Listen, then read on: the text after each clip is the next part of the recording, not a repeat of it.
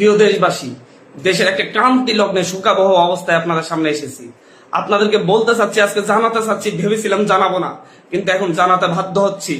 কারণ আপনারা জানেন, আপনাদেরকে বলতেছি, আজকে সকালবেলা মাহবুব যারা এমপি আমাদেরকে ফোন করে আমাদেরকে বলেন, মাননীয় প্রধানমন্ত্রী আপনাদের সাথে দেখা করতে চাই, গণভবন আসুন, আমাদের সাথে আলোচনা করুন, আপনাদের পরিবার সহ আসুন, বাবা মা সহ আসুন।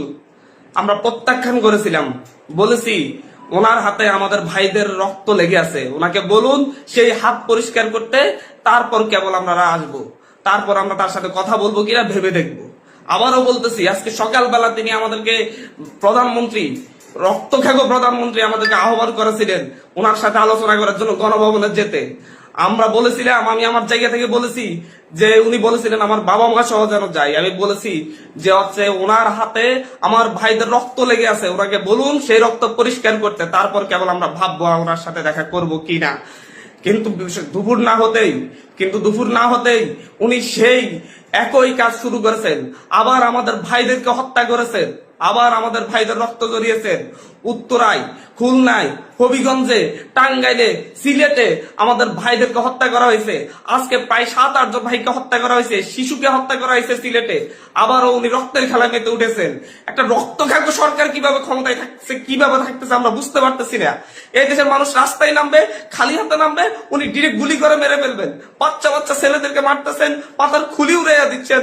এগুলো কোন ধরনের অফিসার ভাবে বাস করতেছে? এটা কোন ধরনের রাষ্ট্র? সভ্য রাষ্ট্র? এই রাষ্ট্রের মানুষজন কি মরে গেছে? আর আমরা কি আর বেঁচে থাকার অধিকার রাখি না? প্রতিটা মানুষ কি ওনার কাছে জিম্মি হয়ে আছে? যাকে ইচ্ছে তাকে হত্যা করবে, যাকে ইচ্ছে তাকে খুন করবে। এটা চলতে পারে না। এর বিরুদ্ধে আমাদেরকে ঐক্যবদ্ধ লড়াই করতে হবে। আমরা বৈষম্য বিরোধী ছাত্র আন্দোলনের পক্ষ থেকে স্পষ্ট ঘোষণা করতেছি, আগামী কালকে সারা দেশে প্রতিটা পাড়া মহল্লায় প্রতিটা জায়গায় বিক্ষোভ কর্মসূচি পালিত হবে। আর আগামী কালকের পরে পরশুদিন থেকে সর্বাত্মক অসহযোগ আন্দোলন পালিত হবে। সর্বাত্মক অসহযোগ।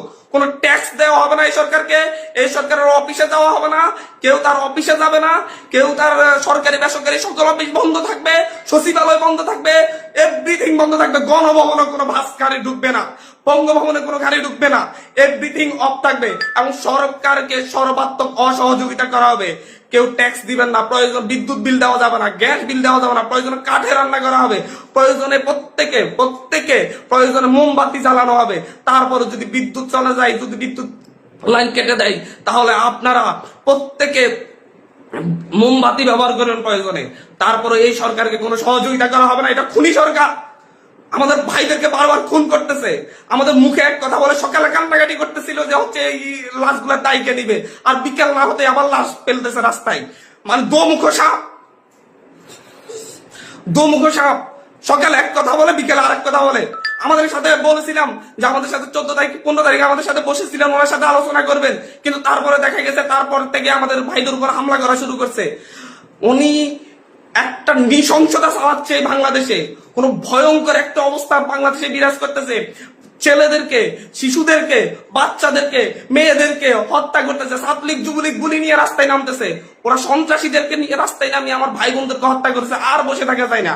আমরা সারা দেশের ছাত্র, নাগরিক, অভিভাবক যে অবস্থানে আছেন, মা বোন, প্রত্যেককে বলবো আগামীকাল থেকে আপনারা প্রত্যেকে রাজপথে থাকবেন, প্রত্যেকে প্রতিটা বাড়ি থেকে রাজপথে থাকবেন। আপনারা কেউ ঘরে বসে থাকবেন না, এটা আপনাদের দায়বদ্ধতা। আপনাদেরকে বলতেছি, প্রতিটা লাশের রক্তের প্রতি আপনাদের দায়বদ্ধতা আছে, প্রতিটা শহীদের রক্তের প্রতি আপনাদের দায়বদ্ধতা আছে। আমি সারা দেশের প্রত্যেকটা নাগরিককে বলবো, আপনার যদি একটু লজ্জিত হন, আপনি যদি এই বিচার চান, আপনি যদি এদের বিরুদ্ধে দাঁড়াতে চান, আপনি ঘরে থাকতে পারেন না। আপনার প্রত্যেককে রাস্তায় নেমে আসতে হবে। প্রতিটা সিঙ্গেল মানুষকে আপনি প্রয়োজন আপনার বিল্ডিং এর নিচে এসে অবস্থান করুন। বিল্ডিং এর সবাই মিলে, বিল্ডিং কমিটি, প্রতিটা ভবনের কমিটির আপনারা মিটিং ডাকুন, মিটিং ডেকে সিদ্ধান্ত নিন, সবাই একত্রিত হয়ে নামবেন। প্রতিটা মহল্লায় আপনারা সিদ্ধান্ত নিন, আপনারা প্রত্যেকে একত্রিত হয়ে নামবেন, রাস্তায় থাকবেন যতক্ষণ পর্যন্ত না এই রক্তখ্যাগো তার কাজ বন্ধ না করে, এবং এই রক্তখ্যাগো যেন আর না থাকতে পারে। স্পষ্ট বার্তা। বারবার ছাত্রদেরকে হত্যা করবে, নাগরিকদেরকে হত্যা করবে, বারবার এই দেশের মানুষকে হত্যা করবে, আবার সেই ক্ষমতায় বসবে, আমার ট্যাক্সের টাকায় গাড়িতে চলবে। যাদের ট্যাক্সের টাকায় উনি গাড়িতে চলেন, সেই ট্যাক্সের টাকায় যে ট্যাক্স, সেই নাগরিকদেরকে হত্যা করবেন বারবার, এবং ক্ষমতায় বেশে উনারা ওনাদের মতো করে আবার হাস্যরস সৃষ্টি করবেন, নাটকবাজি করবেন, এটা আর চলতে দেয়া যাচ্ছে না, এটা আর চলতে দেয়া যাবে না। আপনাদেরকে বলতেছি এটা আর চলতে দেয়া যাবে না। প্রত্যেকে নিজ নিজ অবস্থান থেকে নেমে আসবেন। প্রতিটা ঘর মহল্লা, প্রতিটা পাড়া, প্রত্যেকটা মানুষ আপনারা রাস্তায় নামবেন। কালকে সারা দেশে বিক্ষোভ মিছিল অনুষ্ঠিত হবে হত্যাকাণ্ডের বিরুদ্ধে, এবং পরশুদিন থেকে সর্বাত্মক অসহযোগ আন্দোলন চলবে। কোন ধরনের সহযোগিতা করা হবে না। প্রত্যেকটা দল, প্রত্যেকটা মতের মানুষকে বলবো আপনারা সংগঠিত ভাবে ঘোষণা দিন। প্রতিটা দলকে বলবো, বিএনপি হোক, বাম হোক, ডান হোক, যত দল আছে প্রত্যেকটা দলের প্রতি উদাত্ত আহ্বান। ধর্মভিত্তিক দল হলে ধর্মভিত্তিক দল, ডান দল হলে ডান দল, বাম দল হলে বাম দল, জাতীয় ঐক্যমতে প্রত্যেকে রাস্তায় নেমে আসবেন। প্রত্যেকে রাস্তায় নেমে ঐক্যবদ্ধভাবে আপনারা জানান দিবেন এইটা বাংলাদেশে চলতে পারে না, কোনো রক্ত খেকো এইভাবে থাকতে পারে না, বারবার রক্ত জড়িয়ে তারা ক্ষমতায় থাকবে তা হতে পারে না। তিনি আজকে সকালে আমাদেরকে বলেছেন, আমাদেরকে দাওয়াত করতেছেন যে আমার বাবা মাকে নিয়ে আমি ওনার গণভবনে যেতাম, যে ওনাদের সাথে আলোচনা করতাম। জাস্ট একটা কথাই বলেছি, ওনার হাতে আমার ভাইদের রক্ত লেগে আছে, উনি ওই রক্তাক্ত হাত পরিষ্কার করুন, তারপর আমরা গণভবনে যাবো কিনা ভেবে দেখবো। কিন্তু তিনি তো রক্তাক্ত হাত পরিষ্কার করার সিদ্ধান্ত নেনই নেই, তিনি বরং আরো রক্ত জড়ানোর পথ বেছে নিয়েছেন। বাংলাদেশের পুলিশ বাহিনী, র্যাব বাহিনী, সেনাবাহিনীকে বলবো, আপনাদেরকে বলতেছি, আপনাদের ছেলে সন্তানরাও আন্দোলন করতেছে, আপনাদের ছেলে সন্তানরাও বিশ্ববিদ্যালয়ে পড়ে, স্কুলে পড়ে, কলেজে পড়ে, তাদেরকে হত্যা করা হচ্ছে।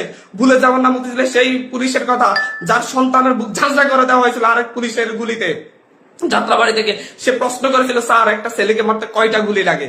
সো আপনাদেরকে বলতেছি, আপনারা জনগণের পাশে দাঁড়ান। পুলিশ বাহিনীকে বলবো আর গুলি ছুটবেন না, দয়া করে আমরা আপনাদেরই সন্তান, আপনাদেরই ভাই, আপনাদেরই অনুজ, আপনারা আর গুলি ছুটবেন না, আপনারা বন্ধ করুন, আপনারা এই সরকারকে অসহযোগিতা করুন। আপনাদেরকে বলতেছি এই সরকারকে অসহযোগিতা করুন। র্যাব বাহিনীকে, পুলিশ বাহিনীকে, যত আইন শৃঙ্খলা বাহিনী আছে প্রত্যেককে বলুন, বলতেছি আপনারা আপনাদের ব্যারাকে ফিরে যান, আর কোনো ভাইদের হত্যা করবেন না। আমাদের আন্দোলন শান্তিপূর্ণ ছিল, শান্তিপূর্ণ থাকবে। প্রত্যেকটা নাগরিক প্রতিটা জায়গা থেকে তার নিজ নিজ অবস্থান থেকে সর্বোচ্চ সতর্কতা নিয়ে কালকে থেকে রাজপথে থাকবে, যতক্ষণ পর্যন্ত এই রক্ত খাগর রক্ত ঝরানোর স্বাদ না মিটে। প্রয়োজনে আমরা আরো রক্ত দিব, তারপরে আমরা এই ক্যাপ চাচ্ছি না। প্রিয় দেশবাসী, আপনাদেরকে বলবো ঐক্যবদ্ধভাবে রাজপথে নামুন, এবং কালকে বিক্ষোভ মিছিল পালিত হবে। পরশু দিন থেকে আমাদের সর্বাত্মক অসহযোগ আন্দোলন চলবে। ট্যাক্স দেওয়া হবে না, সরকারকে কোনো সরকারকে কোনো ধরনের সহযোগিতা করা হবে না। প্রত্যেকটা অফিস আদালত বন্ধ থাকবে, সচিবালয় থেকে শুরু করে একটা প্রাইমারি স্কুল পর্যন্ত সব বন্ধ থাকবে কালকে থেকে। এদেশের মানুষ তাদের ঐক্যবদ্ধ শক্তির প্রমাণ দিবে। ঢাকা ছিলাম আমি মিজানুর রহমান, টুনাইট নিউজ বাংলা।